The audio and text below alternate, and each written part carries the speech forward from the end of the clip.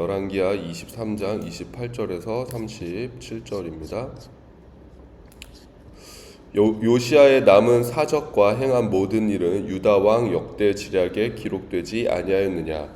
요시야 당시에 애굽의 왕 바로 느고가 아수르 왕을 치고자 하여 유브라데 강으로 올라가므로 요시야 왕이 맞서 나갔더니 애굽 왕이 요시야를 무깃도에서 만났을 때 죽인지라.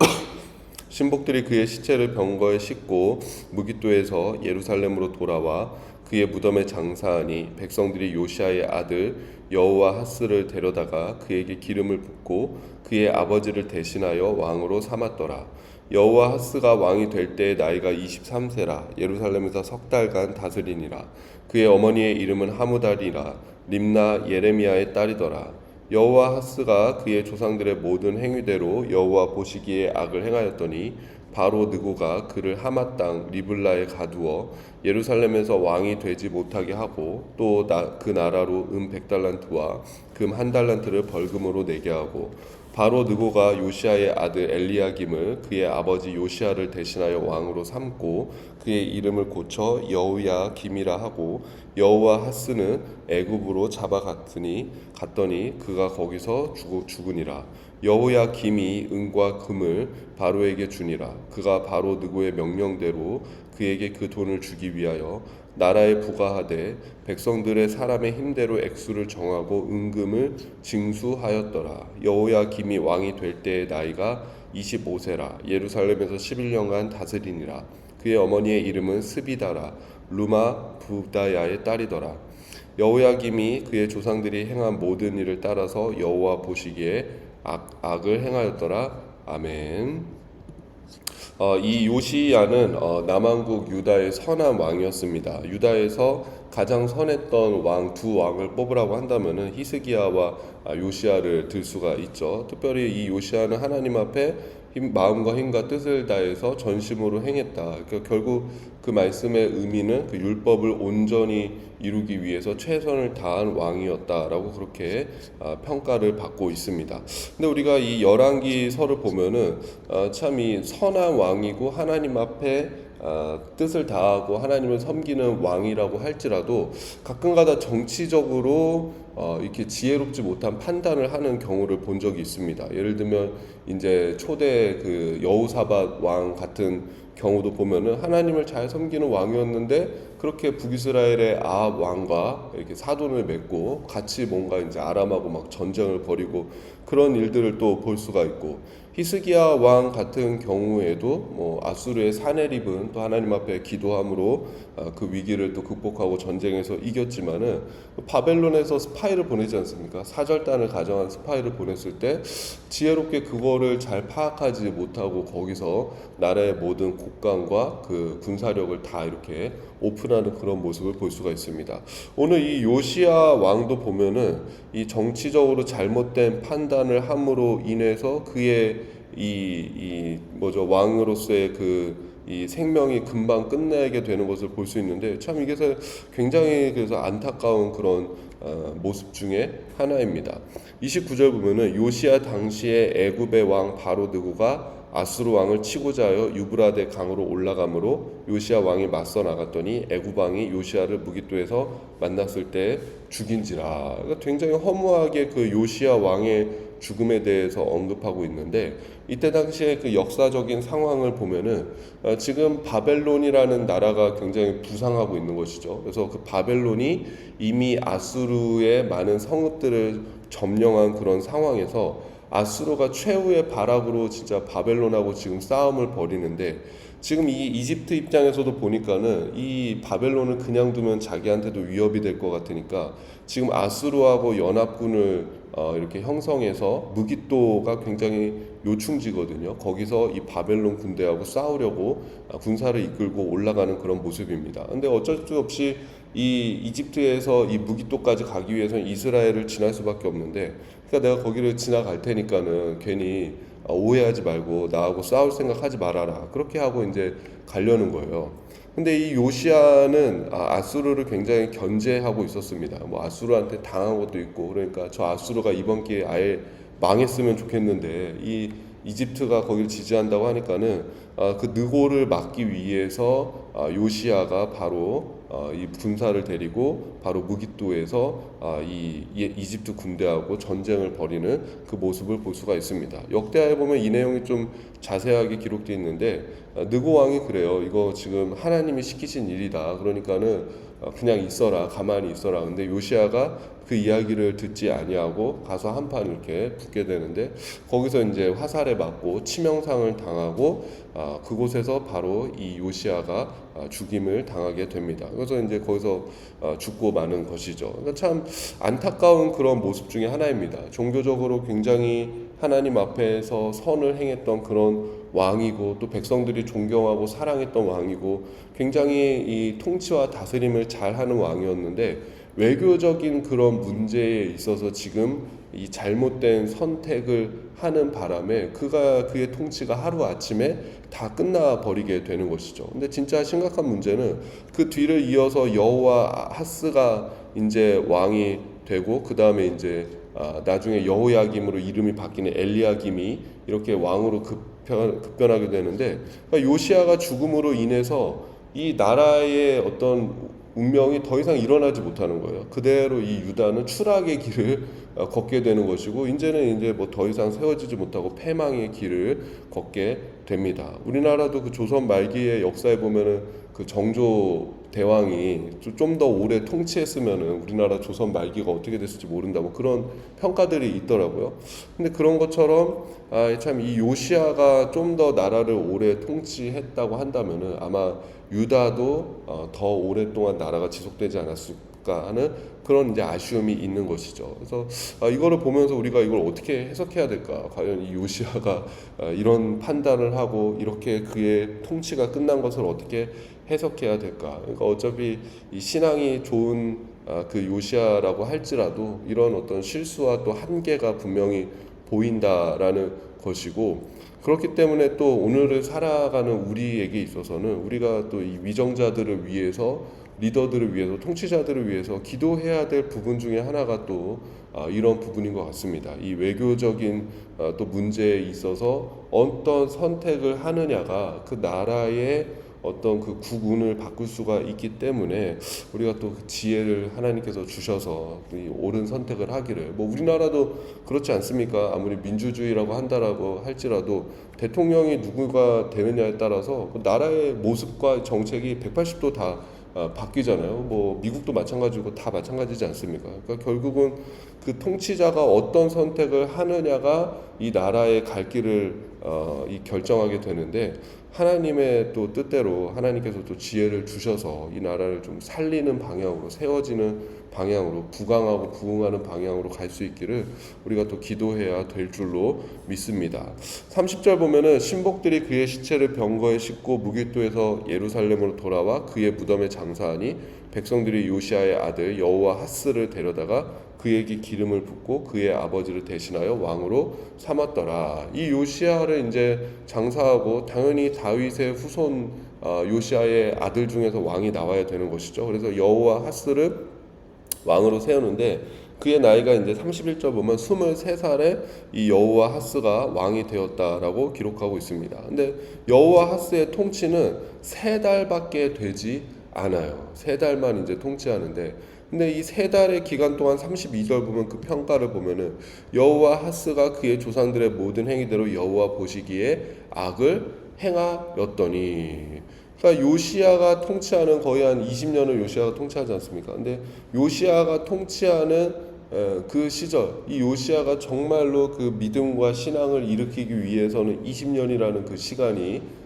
필요했고 그 시간 동안 이제 하나하나 차례차례 정말 공을 들여서 이 어렵게 세우는 것 아니겠습니까? 근데 그 요시아가 세웠던 모든 믿음과 그 모든 신앙들 그 하나님을 향한 그런 열심들이 3개월 만에 다 무너지는 거예요. 여호와 하스가 그의 조상들의 모든 행위대로 여호와 보시기에 악을 행하였더니 20년 동안 세운 거를 그 아들 여호와 하스는 3개월 동안 무너뜨리는 것을 볼 수가 있습니다.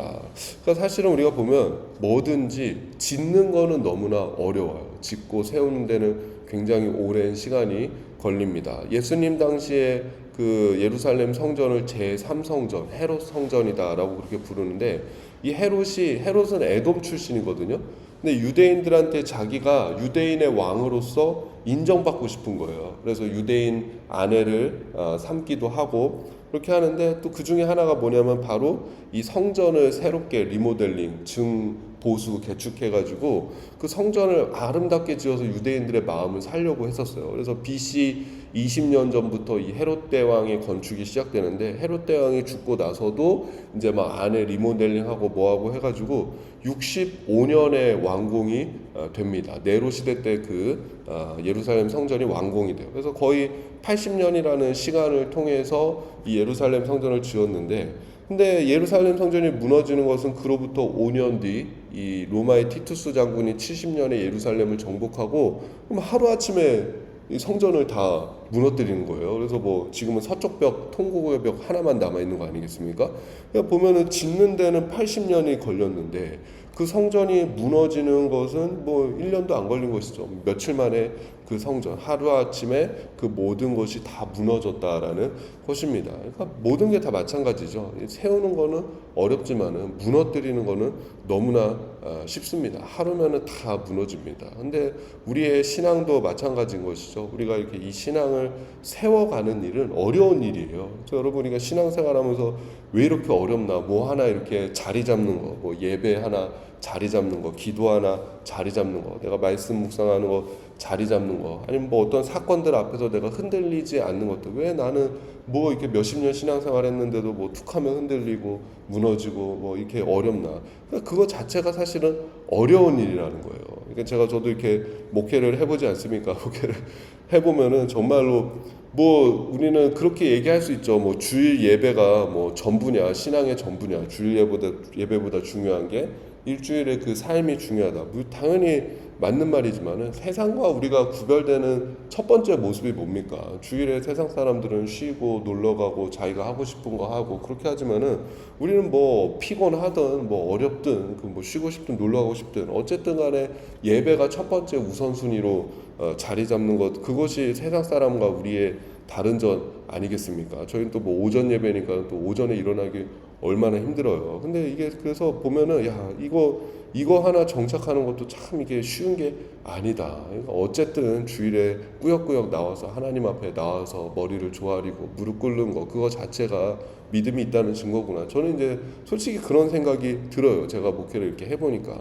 그러니까 사실 뭐 하나 정착시키고 세우는 거는 어려운 거예요. 그게 절대 쉬운 게 아닌 거예요. 예루살렘 성전 80년 만에 지었고 뭐 모든 게 마찬가지고 솔로몬도 마찬가지고 그게 하루아침에 되는 것이 아니다. 세우는 거는 어렵다. 그렇기 때문에, 그런데 또 반면에 무너뜨리는 거는 또 너무나 쉽기 때문에 우리가 늘 이 어떤 긴장감과 또 하나님 앞에 내가 에너지를 가지고 열정을 가지고 그렇게 나아가야 되는 것이죠. 저도 이제 이렇게 권면을 드리지 않습니까? 권면을 드리는데 그렇게 생각하시는 분도 있어요. 뭐 저는 편안합니다. 나는 뭐 교회 안 나가도, 나는 신앙생활 안 해도 뭐 나도 나름대로 믿음이 있고 내가 뭐 가서 교회 가서 예배 드리지 않고 뭐 내가 출석도 안 하고 뭐 그렇지만은 나 나름대로 평안하고 이렇게 잘 살고 있습니다. 그렇게 이렇게 말씀하시는 분들이 있는데, 근데 이제 제 입장에서 보면 그게 평안한 게 아니에요. 언제 무너질지 모르는 것이고, 지금은 평안해 보이지만 조금씩 어딘가 허물어져 가고 있고 쇠퇴해져 가는 신앙인 것이고, 그러다가 이제 결국에는 하나님을 떠나게 되는 것이죠. 그러니까 여러분, 우리가 또 이 열심을 가지고 긴장감을 가지고 이렇게 다시금 또 마음을 추스리고 세워 나가는 그 일에 집중해야 될 줄로 믿습니다. 일단 놓치면은 이게 무너지는 거는 이게 하루 아침이에요. 이 여호와서 3개월 통치밖에 안 하는데, 근데 3개월 만에 다 무너지는 것 아니겠습니까? 근데 또 여호와서가 웃긴 게 뭐냐면은, 이게 어떻게 보면 그 믿음과 신앙은 아버지하고 정반대로 가는 거잖아요. 요시야 왕 그 밑에서 20년 넘게 아버지의 그 믿음과 신앙을 봤음에도 불구하고 이 여호와서는 뭐 전혀 다른 방향으로 그것을 받아들이지 않는데, 33절 보면은 바로 느고가 그를 하마 땅 리블라에 가두어 예루살렘에서 왕이 되지 못하게 하고 또 그 나라로 100달란트와 금 1달란트를 벌금으로 내게 하고 바로 느고가 요시아의 아들 엘리야김을 그의 아버지 요시아를 대신하여 왕으로 삼고. 이 느고가 이제는 느고도 열이 받았는지 유다의 내정에 간섭하기 시작하는 거예요. 그러니까 유다가 이제 이 이집트의 속국으로 들어가 버리게 된 거죠. 그러니까는 또 두 가지 의미가 있어요. 왜 여호와하스를 바로 느고가 이렇게 왕에서 끌어내리고 그 다음에 이 엘리야김 나중에 여호야김으로 이렇게 이름을 바꾸죠. 여호야김을 왕으로 세웠는가 두 가지로 생각해 볼 수 있는데 첫 번째는 이것들이 내 허락도 없이 감히 니들 마음대로 왕을 세워 그러면서 이제 바꿔버린 것이죠. 바꿔버린 것이고 그리고 또 이제 성경에 나와 있지는 않지만은 제가 묵상하면서 한번 생각해 볼 때는 그런 의미도 있지 않았을까. 이 여호와하스가 왕이 되자마자 느고에게 이렇게 싸바싸바 하면서 좀 잘 좀 봐주십시오. 나는 아버지 요시아하고 다릅니다. 그러면은 아마 이 느고가 그 왕권을 인정해주지 않았을까. 근데 그렇지 않았던 뭔가 하여튼 마음에 안 드는 것이죠. 느고 입장에서 이 여호와하스가 마음에 안 들어서 그래서 어떻게 하냐면 여호와하스 끌고 가잖아요. 애굽으로 끌고 가가지고 거기서 돌아오지 못하고 죽지 않습니까? 뭔가 이 여호와하스가 느고가 마음에 안 드는 것이죠. 그런 걸 볼 때 아마도 여호와하스가 이 또 어떤 정치적인 외교적인 거는 또 요시아하고 같은 길을 가는 거예요. 이 바로 두고 저거 우리 아버지를 죽인 원수 저거는 내가 절대 저 앞에서 머리를 조아리지 않을 거야. 그러니까 정치 외교적인 것도 이 완전히 요시아하고 또 같은 길을 가면서 그러니까 어떻게 보면 아버지에게 있어서 좋고 선한 모습을 내팽개쳐 버리고 아버지의 그 실수는 그대로 답습하는 이 여호와하스의 그 모습을 볼 수가 있습니다. 그러니까 그런 거 보면 참 안타까운 것이죠. 그렇게 해서 3개월 만에 왕의 자리에서 쫓겨나고 이제 그의 형제였던 여호야김을 이제 세우게 되는데 그 여호야김에게 이 느고가 아주 큰 이 조공을 요구합니다. 35절 보니까는 여호야김이 은과 금을 바로에게 주니라. 그가 바로 느고의 명령대로 그에게 돈을 주기 위하여 나라에 부과하되 백성들 각 사람의 힘대로 액수를 정하고 은금을 징수하였더라. 그래서 이거를 보니까는 이 여호야김에게 이 은금을 징수를 하게 됩니다. 근데 이 징수하는 이거를 맞추기 위해서 이게 얼마나 힘들었는지 이거를 맞추기 위해서 보니까는 이 백성들의 각 사람의 힘대로 액수를 정한 은금을 징수하였더라라고 되어 있잖아요. 근데 여기 징수가 뭐냐면은 독촉하다, 괴롭게 하다라는 그런 의미를 담고 있어요. 그러니까는 그 조공의 액수를 맞추기 위해서 그 백성들을 막 쥐어 짜내는 거예요. 그러니까 예레미야에서 보면은 이 부분에 대해서 예레미야가 그 심판하는 그런 장면이 있습니다. 너가 이 백성들에게 이 부당한 그런 고역을 지우고 백성들을 그렇게 괴롭게 하고 근데 또 뭐가 있냐면은 그러고 나서 이집트에게 바치고 남은 도로는 사치스러운 자기가 궁전을 짓는 거예요. 그래서 그거를 가지고 이 예레미야가 그 여호야김을 바로 이렇게 질책하는 그런 내용이 예레미야 22장에 기록되어져 있습니다. 여호야김이 이 예루살렘에서 11년간 다스리게 되는데 근데 이 여호야김도 결국은 어떻게 했느냐 37절 보니까는 여호야김이 그의 조상들이 행한 모든 일을 따라서 여호와 보시기에 악을 행하였더라. 결국 요시야 이후에 여호와하스나 여호야김 이 두 왕 모두 하나님 앞에서 악을 행하는 그런 왕이었다. 그러니까 요시야가 세워놓은 그 모든 믿음의 유산들이 한 번에 다 무너지는 것을 볼 수 있고 결국에는 이제 이때부터 나라가 쇠퇴하게 되고 이 여호야김이 다음에 보면은 바벨론의 느부갓네살을 섬기다가 또 배신하면서 잡혀가고 그러면서 이제 1차, 2차, 3차에 이은 유다 멸망이 시작됩니다. 바벨론이 침공해 오면서 그래서 결국은 이 유다가 점점 쇠락의 길을 걷게 됩니다. 이 왕들의 참 모습을 보면서 우리가 참 씁쓸하지 않습니까? 씁쓸한 그런 이야기를 보면서 중요한 것은 무엇이냐면은 우리가 이렇게 성경에서 씁쓸한 이런 이야기가 나올 때는 우리가 그것을 반면교사 삼아야 된다. 반면교사 삼으면서 어떻게 보면 좀 그렇게 기도하면 좋을 것 같아요. 하나님 우리가 이 세상을 살아가는데 또 필요한 지혜들이 있습니다. 우리가 믿음과 신앙이 사실은 첫 번째이고 제일 중요하지만은 뭐 잠언 말씀도 보면은 세상을 살아가는 그 지혜에 대해서 이야기하고 있지 않습니까? 그래서 이 세상을 살아가는데 우리가 지혜로운 결정을 할 수 있는 그런 지혜와 명철과 지식을 또 우리 가운데 허락하여 주시고, 또 하나님 우리가 어떠한 상황 속에서도 우리가 믿음을 지키고 하나님을 향한 그 신앙을 지키며 나아갈 수 있기를. 또 이 세워가는 일은 쉬운 일 아닙니다. 어려운 일입니다. 어려운 일임을 우리가 인식하고, 또 그러나 그것을 포기하지 않고 성령을 의지해서 우리의 믿음과 신앙을 세워갈 수 있기를 같이 기도하는 저와 또 우리 맑은샘 교회 되시기를 주님의 이름으로 축복합니다. 제가 기도하겠습니다.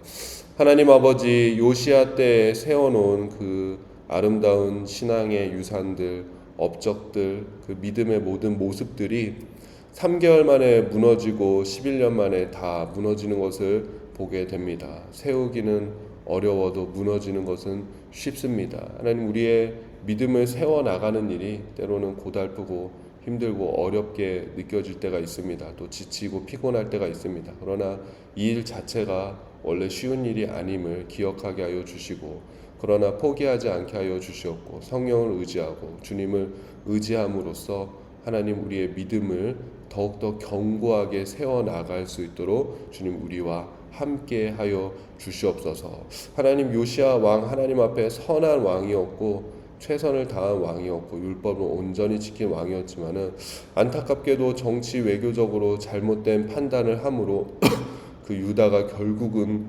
패망의 길로 나아가는 그 도화선이 되는 것을 볼 수가 있습니다. 하나님, 오늘도 세우신 통치자들, 위정자들을 위해서 기도합니다. 우리는 무엇이 옳은 선택인지 잘 모르겠습니다. 오직 주님만이 아시오니 하나님께서 옳은 선택을 할 수 있도록, 지혜로운 결정을 할 수 있도록 주님께서 이끌어 주시고 지혜를 허락하여 주시옵소서.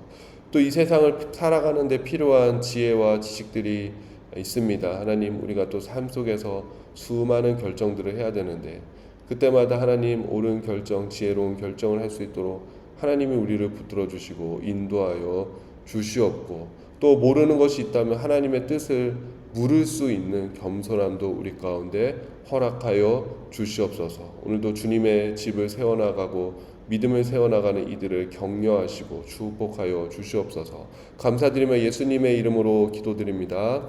아멘.